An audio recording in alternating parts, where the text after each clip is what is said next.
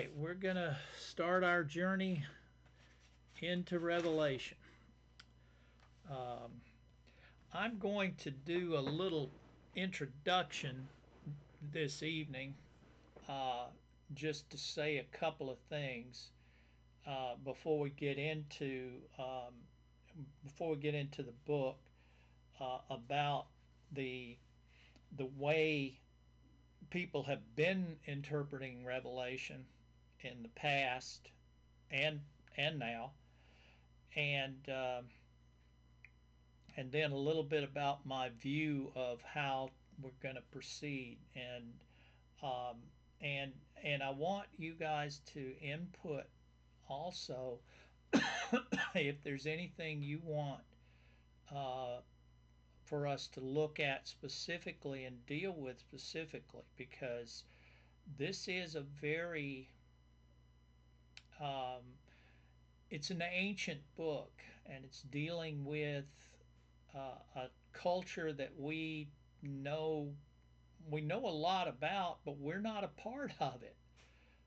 We just aren't a part of that culture, and it's difficult for us to wrap our minds around the imagery and the way that John expresses himself. Um, we get a little lost sometimes with that. So we're going to try and endeavor to really get ourselves focused to where we can try as best we can to get our minds into that first century um, Jewish mind, so that we can try and understand what John was saying. So,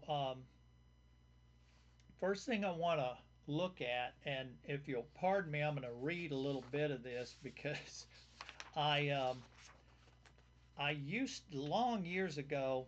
I studied I studied a lot of Revelation, but Revelation, which not God came as and a destroyed the thing that was not as a something. real He made it student known of the unto them, Bible. I and studied it all just people were to the word of God and to the as testimony of his friend. people taught it to He me, and was didn't really have a blessed whole the lot of one who reads um, aloud the word I of his didn't really prophecy, have a whole and lot blessed of are those who hear discernment and keep what with is that. written in it, for the time Um, is near. I John had to the I seven didn't churches really in have a whole God. lot of discernment with that, so I got a little bit. I got a lot of bad information, I think. So what I want to do is to give us an idea of these what the way people have been interpreting Revelation as, and um, so that we'll have that in mind, because I am not going to do it the way from any of these specifically. I am not going, I do not call myself any of these types of interpretations here. I just don't. I used to be, but um, I just, I think that we should read the Bible and interpret it as it's written as best we can, and not start out with a predetermined um, a predetermined way of looking at it, other than we're going to look at it and we're going to see what it says. So there's two different things I'm going to go over. The first one is the way that people have developed a system to interpret Revelation and Revelation. Um, and then there is, and this is Revelation as a whole. Then I wanted to run over four views of the millennium, because we've had a couple of questions. BJ has brought up a couple of questions on how the millennium is looked at, and they kind of overlap, but the millennial, this is the premillennial, the postmillennial, the amillennial, and the pro, pre, post, Millennia, how do and you spell that? amillennial. Oh, there's two premillennials. That's why I can't come up with four. There's two premillennial major views. There's a postmillennial and an amillennial. The first thing I want to do is to look at the big picture here. So these are ways that people have interpreted. It's a viewpoint for them to interpret um, Revelation, and I think it's wrong. I think it's wrong to adapt one of these and go into it with this idea that this is how I'm going to do it. So the first one is called the preterist view.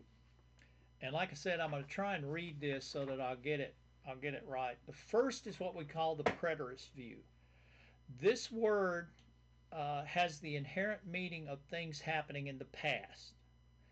So the preterist position is that Revelation speaks not to the future but to things that have happened in the past. Specifically, then, for them, Revelation revolves around the destruction of the temple. That is, that's the real center of the preterist view. Now, I used to be a preterist many, many years ago, so this one I'm fairly familiar with. In other words, it is John either truly predicting the coming destruction of the temple that happened in 70 AD, or he wrote it after this destruction in a style that made it appear to be prophetic. Thus, preterists insist that John wrote Revelation during the time of Nero, which is 64-65 AD, just before the destruction of the temple. Preterists believe that all references to Babylon do not actually refer to Babylon or Rome, but rather, here's the kicker here, but rather to Israel. These are replacement theology, folks. Now, back then, I had I had little appreciation for how far off the track replacement theology was. Thus, Israel is painted in a very bad light as a nation and a people who are thoroughly rejected by God and are already judged for destruction.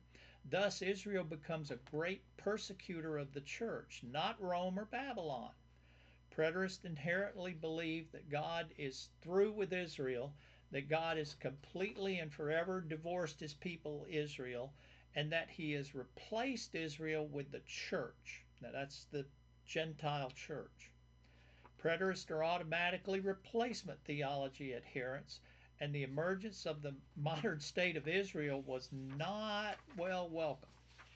So the preterist view is um, is about what's happened in the past, and it's very uh, there's not a whole lot to come other than Jesus coming back. Prophecy is over. We're all we're doing is waiting for Jesus to come back. Preterist view. The historist view. Second is the historist view. This view says that all the talk about Revelation, about seals, bowls, and trumpets and judgments form a symbolic picture of various ages and stages of church development. Further, since it is a prevalent view in the Western church, and that's Western church, that's the Roman church and then the Protestants, uh, far less so in the Eastern Slavic, Coptic, and the Eastern branches, the Orthodox. Then it is common for historians to attach any specific Bible related historic event to some event within the Western Church. As examples, the corruption and power plays within the papacy of the Catholic Church that has occurred from time to time over the centuries, and the Reformation begun by Martin Luther. Thus, the signs and symbols of Revelation relate only to events that somehow involve the Western Church. Therefore, over the centuries, as each generation of historians sees events unfolding around them, they connect them to the signs and symbols in Revelation and find a reason to predict the imminent return of Christ in their day. This view's major flaw, of course, is that it hasn't happened yet, predicting the end of the world and the imminent coming of Yeshua, Jesus. Today, some scholars who criticize the viewpoint of it, this viewpoint of interpretation mock it as newspaper exegesis. That is, people pick up the newspaper, see some trouble happening. Today, those happenings usually involve Muslims and the Middle East, and attach those happenings to something John said in Revelation. In other words, these current events are seen as prophecy being fulfilled. Although this view does go back centuries before World War I, if one is interested in going back to Christian writings leading up to and during World War I, it shows a large portion of the Western Christians believing that the horrific events of those years were Revelation prophecy being fulfilled, and that both the end of the world and the return of Christ should be expected at any minute. Many Christians committed suicide, stopped having babies, sold everything they had, and went into isolation, separated them from their communities and unbelieving members of their families, and more in what they viewed as the proper preparation for Christ's return based on the signs and symbols found in Revelation that seem to align with current events. Now, if you think for a if you think around for a little bit, I know of one church. I think it's the Seventh Day Adventist that are this pretty much this pretty much is how they view um, the the coming uh, the coming of Revelation. I've been to several of their Revelation seminars. They give them every now and then. They're over towards South Raleigh. Uh, there's a couple of their churches over there. I've been to several of their Revelation seminars, and they're very good. But when I read this about the newspaper exegesis, yeah, they look to modern events and how they affect the church here in the United, especially in North America. That's their central focus. So that's the historicist.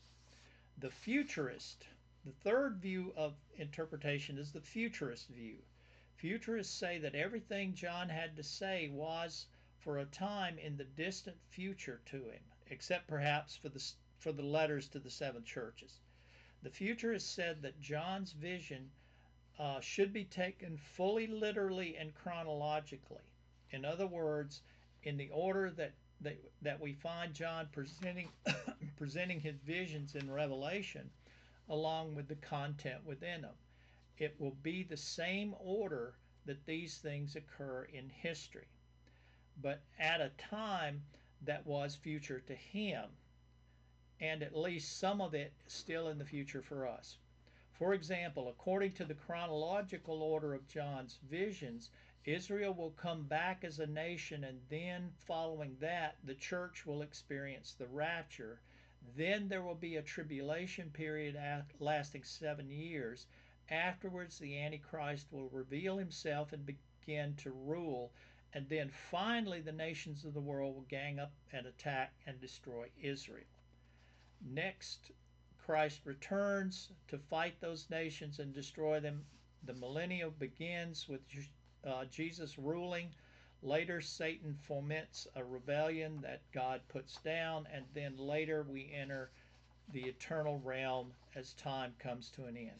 Regarding the futurist view, as G.K. Beale says so correctly, in short, for them, the Bible is interpreted by modern events first instead of by itself. So, therefore, in the futurist view, signs and symbols in Revelation will become real and literal objects and events, and since what John says only has relevance to the future end times, then it pertains only to Christians living in the end times. Christians living at any other time in history have no connection to the book of Revelation.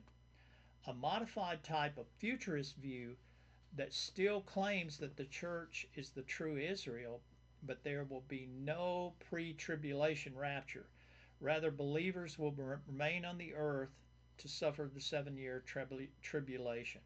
And there are a few other iterations of futurism that change a few details, but we won't take that up today. So futurist revelation is basically a script of how things are going to happen at the end times when the events start. And since they haven't started yet, we're still waiting for the curtain to open and the events to start. Um, the final one is the fourth predominant view is called the redemptive historical idealist view, or idealist. In this view, Revelation is not literal at all. It depicts a symbolic battle between forces of good and evil. Thus, all it is symbolism and allegory. The seals, the bowls, and the trumpets are merely emblematic of various generations of church history. The letters to the seven churches apply to all churches worldwide at any time, or they each depict characteristics present in a certain era of church development. Modern higher critics tend to adopt this view because it avoids any supernatural or prophetic entanglements. Since so many higher critics are agnostics or atheists who don't believe in supernatural, then this view allows them to circumvent the sticky subject of the involvement of God or divine predictions, something that their fellow academics find ignorant and primitive. The idealist is predominant among the more liberal churches, and especially the real modern liberal churches. They're idealists because everything is symbols and just there's nothing really real. It's all interpretation and yeah. So that's that. Now, and I'm not gonna say any of these is right or wrong, except for maybe the preterist. I'm gonna stand against them. But the other views, they're good things about them. They're good things about them. But they all impose a viewpoint on Revelation that a a academic, a professor, has thought about, put together, and then goes to the Bible to fit it into that model.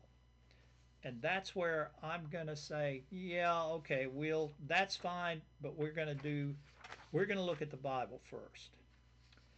All right, the millennial let me mention the millennial stuff.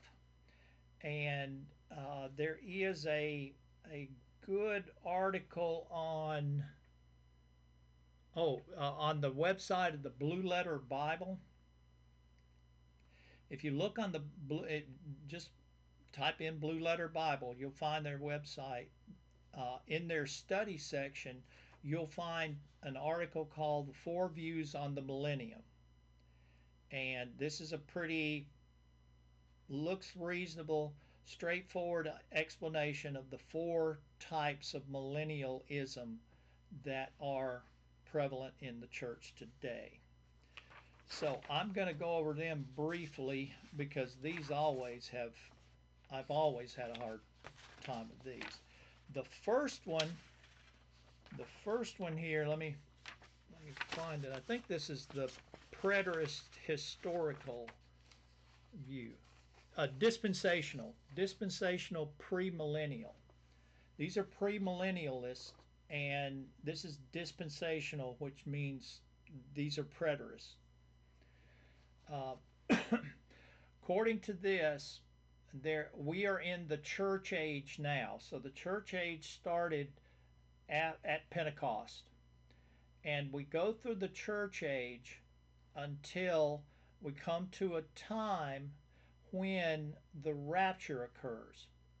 Once the rapture occurs and the righteous dead are raised, there is a tribulation of 7 years, the reign of the Antichrist, and a restoration of the Jews to Palestine.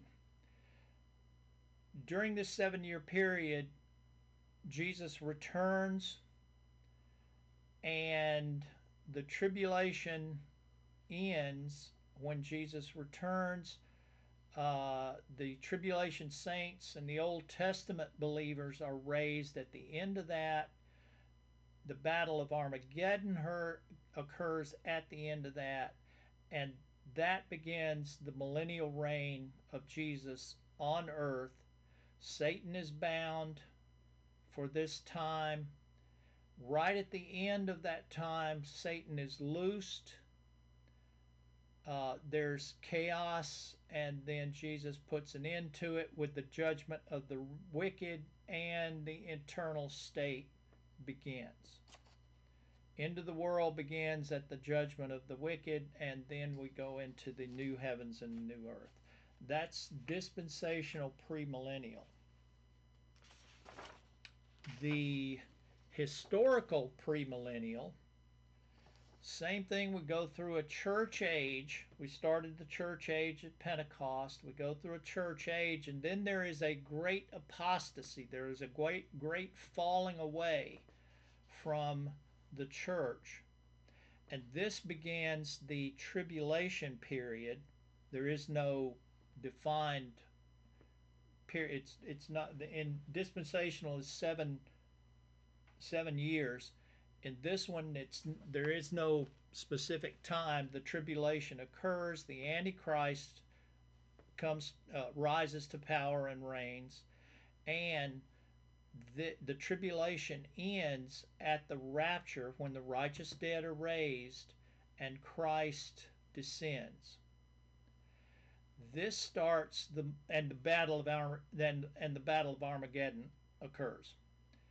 This starts the millennial reign of Christ. Satan is bound. The temple is rebuilt.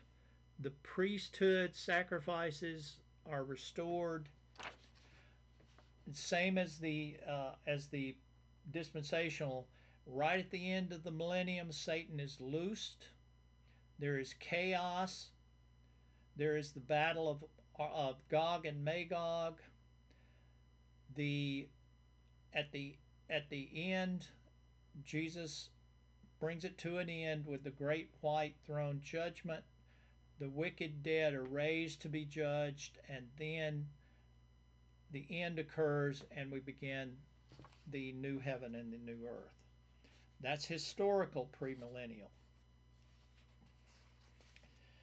All right, the postmillennial. The postmillennial, we go through a church age, the present age, and it's it's sort of just the world becomes better and better. The gospel will increase and advance gradually. Gradually become the whole world becomes Christian, and then Christ returns. There is a great resurrection of the righteous and the wicked, and the final judgment, and then the end occurs. This one is pretty simple. Pretty simple. So that is the postmillennialist. The amillennialist, we're in the church age now, the present age. The amillennialists believe that we are in the millennium now. The millennium is not really 1,000 years. It's called 1,000 years, but it's a symbolic 1,000 years, so it means a long period of time. We just have a long period of time, and then at the end, Jesus returns. There's a general resurrection of the righteous and the wicked, and a final judgment occurs. So the amillennial and postmillennial are fairly close together. It just the postmillennial folks believe that the church will be active during that time, and gradually more and more people will become Christian until virtually all the world is Christian, and that's when Christ is going to return. The amillennialists just say it's like it is now until Christ returns, and then it's over. So that, in my understanding, which is very limited, are the four views of the millennialists. And you see the the historicists, the preterists, um, the futurist, and the historicists. They all have their millennial view. There's some overlap and some not overlap, but generally you see the preterist and the historicist fit into a couple of those, and it's just it's a to me it's a big mess. It's a big mess. I've been through a lot of these different uh, worldviews, and none of them really, I was never really comfortable in any of them. There was always something that bothered me about them, and it just bothered me. It didn't quite fit. It just didn't quite fit. So what I want to do tonight, and I know Jeff's not here, as you know. Um, Jeff knows these better than I do. Um, I know that some of you have been raised in some of these worldviews here. Um, some of you, like me, didn't know you were raised in them, but now that you see them, oh, yeah, that's what I was taught to believe. But like I say, I'm not going to say any of these is wrong because there is truth in all of them. Even the preterists have some truth in it. What we are after is the truth. So I'm going to ask you to put your premillennial or your postmillennial or your historicist just on the back burner for a little bit, and let's look and see what the Bible says about this. We have in our mind Daniel now. We have in our mind Daniel, and Daniel, believe it or not, fits into some of these. People will use those interpretations on Daniel, but generally they don't, because most Protestant churches really don't dive into the Old Testament very much. So Daniel is sort of up in the background, which is good. That's good, so that we all hit Daniel pretty much looking at what the Bible says about Daniel, and I think we've got a good foundation to go into Revelation, because Revelation is Revelation is basically Daniel on steroids. Um, the one of the things about Revelation is that you do not find in Revelation quotes from the Old Testament. Now you guys have read Paul. You know Paul. There's quotes from from the Old Testament, word for word quotes from the Old Testament in Paul. Up to half of his work sometimes is quoting directly from the Old Testament, and that's because Paul was a intellectual. You know, Paul was a Hebrew of Hebrews. He studied under Gamaliel. That was Yale. That was Harvard of study back then. So Paul was a well studied. He knew the Old Testament backwards and forward. Probably had most of it memorized. So Paul could pull out quotes from the Old Testament. Anybody remember what John grew up as? John grew up as a fisherman.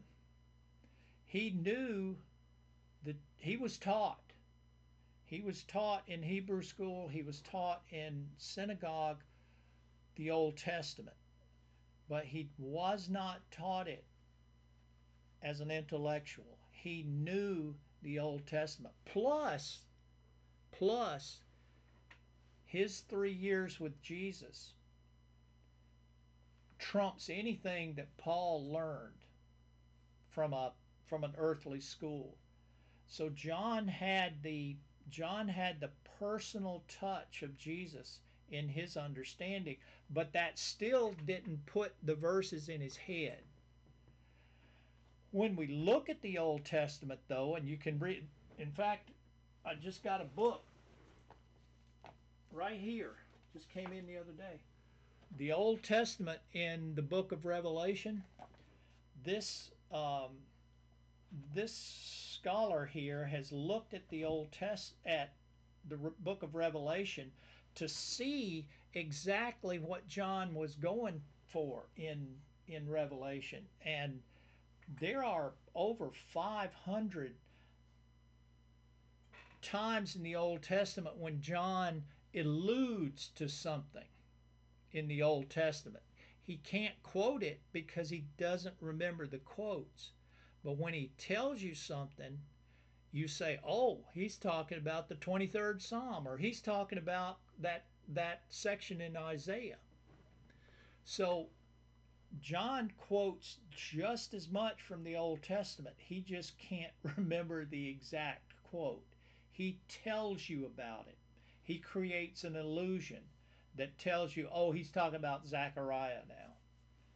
So there is a huge amount of the Old Testament in Revelation, and a lot of it is from Daniel, a lot of it's from Isaiah, and a lot of it's from Ezekiel. That's the three big places where John brings the Old Testament into this writing. There's also a unique thing about Revelation is that the New Testament is inspired, is divinely inspired writing. That's not what Revelation is. Revelation is a direct oracle from God. When we read the first chapter or the first paragraph here, you're going to see that Revelation is on the par of the Torah. The Torah is a direct revelation from God's mouth to Moses' ear to Moses' hand. That is a direct oracle from God. That is the highest level of the Bible, the highest level of the Bible, and Revelation is there. It's the only book in the Old Testament, except parts of the Gospel, where the Gospel is recording the words of Jesus. The words of Jesus are a direct oracle from God, but most of the Gospel are the divine inspired thinking of the Gospel writer. So Revelation is a very unique book here, and we should take it that way. On the same level as reading the Torah. It's a direct revelation from God. And with that, I'm going to start. We've got a few minutes left. I'm going to start reading that first paragraph. So, finally, does anybody have any questions about all of that stuff? And I wanted to go over it because I know that a lot of you have heard of these things, especially the millennial stuff. And I wanted to just give you an idea of what I looked up. I don't remember this stuff. I looked up these things, and that's my understanding. That blue Bible, that's the article there. You can read about it in depth. But does anybody have any questions at this point before we start reading in Revelation? Any questions? I got one for you, Norm. Yes, sir. I was reading something last night, actually, that said, most people believe Revelation was wrote by John, same old John. I was reading something last night that some of these theologians believe Revelation was wrote by John, a different John, but also someone close to Jesus that was, Yep. was reporting on what was passed to John. That is Have true. you have you heard some of that or? Yes, yes. Um, there is, because it just says the revelation of Jesus Christ, and verse 4, John to the seven churches that are in Asia. Mhm. John was not, John was a common name. Yohanan is the Hebrew. Um, John was a common name. And I have read the same thing, BJ, that some people think it was another John that wrote it. There is, though, some very heavy evidence that this is John the Apostle. And it That's what I comes heard. from, and this is one thing in the Protestant church, we don't read the early church fathers near as much as we should. It is an embarrass to me how we don't read the church fathers, and I just started reading them a little bit within the past couple of years because it, these were men that were there and they should know. So the church fathers should be a valuable resource for us to understand what was going on right here when the church was formed. And BJ, in answer to your question, John had a student, a disciple. John, this is John the John. This is John. In the beginning was the Word. That John had a student. Now, most of these apostles had students that followed around, disciples. John had one named Polycarp. He was a direct student of John. He learned from John. I think he actually went to Patmos to visit John a couple of times. I haven't read much of his, I haven't read any of his work. Um, Polycarp, though, as John began to get older and Polycarp began to teach, he took on students, and one of his top students was Irenaeus. Irenaeus wrote that John, my teacher's teacher, wrote Revelation. So Hmm. we have a testimony from Irenaeus, who was a student of Polycarp, who was a student of John. Irenaeus says that John the Apostle wrote Revelation, and he also said it was written in the reign of um, I, the the name of the Roman Empire just a Roman emperor just slipped my mind. Domitian. It was during the reign of Domitian. I read one thing where the preterists believed that Revelation was written in the 70s or in the 60s during the reign of Nero. Irenaeus said that John wrote this during the reign of Domitian, which puts it in the 90s. So, yes, BJ, I've heard that, but I can't I can't get around that we've got a second level person, two generations away from John, who says that John wrote it. So, in my mind, that is definitive evidence that this was written by John the Apostle, and it was written after the destruction of the temple. That's another big argument that you'll see, BJ, a lot is when it was written.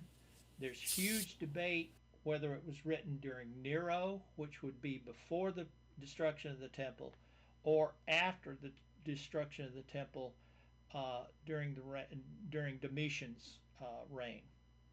So yeah, I've heard that, but I don't put a whole lot of stock in it just simply because of the writings of the church fathers. And Irenaeus says definitively this was John the Apostle. It was my teacher's teacher, and it was written during the reign of Domitian. So, yeah, I've heard that one. And you will hear a lot of argument about when it was written. They're still arguing about that. Since since Irenaeus's writings, no, I've got to go with the 90 with the late writings. Well, thank you for that question, BJ. That's a good one because that is up front and personal. That you're going to hear that. Any other questions on any of this background stuff here?